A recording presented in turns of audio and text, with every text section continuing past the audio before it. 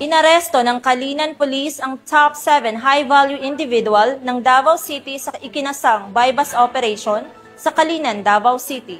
Nasamsam mula sa sospek ang hinihinalang shabu at ngayon ay nahaharap sa kasong paglabag sa Republic Act 9165 o Comprehensive Dangerous Drugs Act of 2002. Patrolwoman Shaira Rose Aquino, ibalita mo.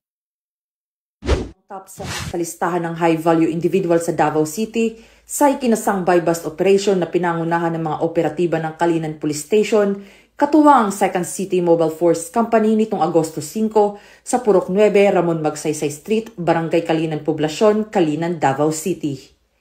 Ayon kay Police Major Rubel B. Saavedra, Station Commander ng Kalinan Police Station, kinilala ang suspect sa alias na Chris, 30 anyos, na residente ng Jacinto Extension, Barangay 11B, Poblacion, Davao City.